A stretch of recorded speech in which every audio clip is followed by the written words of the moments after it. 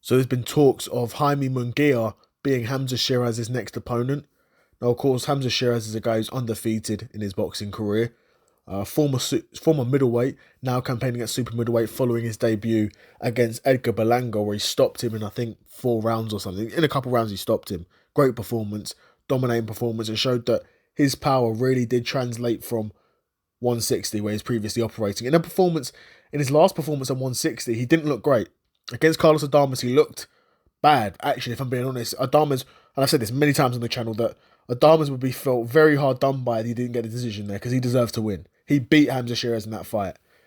But it was somehow went down as a draw, so whatever, it's a draw.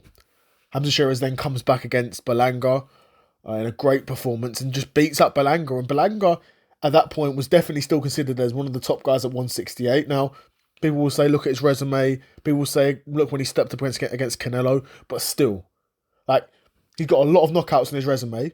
And sure, he's not beat anyone good. He's got literally he's literally got 0 good wins on his resume, right?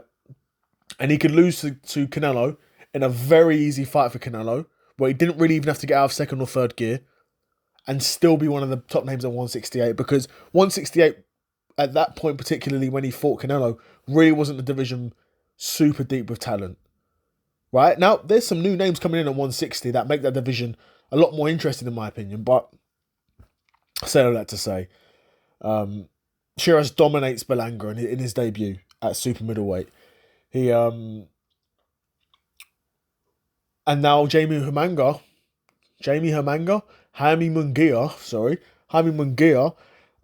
is being in talks to be Hamzah Sheeraz's next opponent. Now, at first I was thinking, Jaime Munguia, who's he beat? But I'm looking at his resume, he's actually got a few good wins there. He's got a win over Liam Smith, a win over Gary O'Sullivan, a win over Gabriel Rosado, a win over Derevyanchenko, a win over John Ryder, I guess. You know, there's some decent wins there, but of course, once he fights Canelo and gets battered by Canelo, let's have it right. Canelo, again, and another fight for Canelo. These are back-to-back fights with Canelo where he literally didn't have to get out of second or third gear in these fights.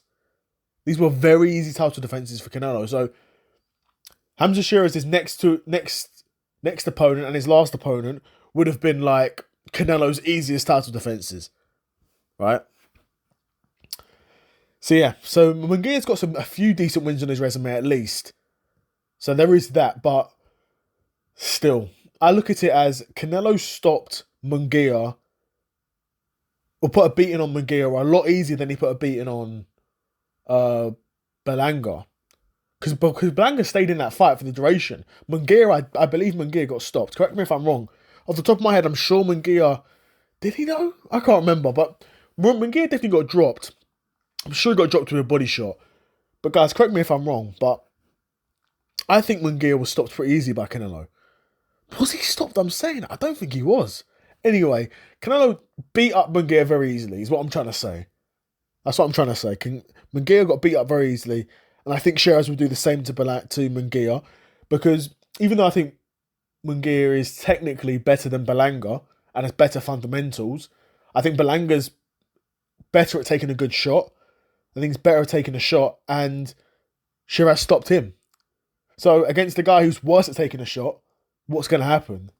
Even if he is a better boxer, he's not that much better of a boxer to not get hit. Munguia is still very hittable. Canelo found him for 12 rounds or for however long that fight went on very easily. Found him very easily.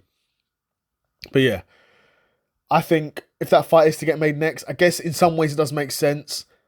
But I really would want to see Sheeraz fight for a world title. Now, it's tough because, of course, Crawford has all the world championships, super middleweight. He's undisputed super middleweight champion. So, and that's the problem. And that's why, even though I think everyone likes having undisputed champions, it does for me, it's like less guys can fight for a world championship, which I don't like, because I know how high level this level of boxing is. And I know that it's not always fair to have one guy as literally the champion for the division when there's other world champion level boxers in that division. If that makes sense. I know maybe my argument's not making any sense at all. Maybe I'm just rambling on. But I guess overall my prediction would be this fight is looking to take place in January or February in Riyadh season. I think this would be a very easy fight for Sheeraz. Munguia is beatable, he's hittable. And if Sheeraz's power continues to translate the way it has been, Munguia's in for a tough night. And he's been dropped. He was dropped back in a low. He was dropped in that other loss he had. You know, he's hittable. You can find him. And even though, like I said, he's probably got better boxing fundamentals than Berlanga, he's just as hittable. Maybe not just as hittable, but still very hittable, right?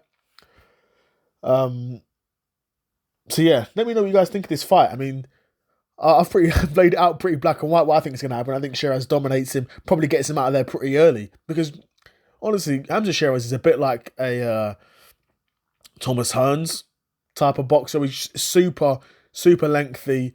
And that's one of the things I really do like about Sheeraz. Is that he's super long and he has that extra bit of snap on his punches. The extra bit of snap on his punches. And he gets guys out of there. Like, I mean, he's got a pretty good record, but that fight against Berlanga, it really did win me over as a fan, if I'm being honest. But yeah, especially after that Carlos Adames fight, in my opinion, really left a bad taste in my mouth. So yeah, let me know what you guys think of this fight. Do you think Hamzah Sheeraz will fight Munguia next? And if that fight does get booked and does take place, who do you think wins that fight? Another episode of the Seth Solo Side Quest in the bag, and I'm out. Peace.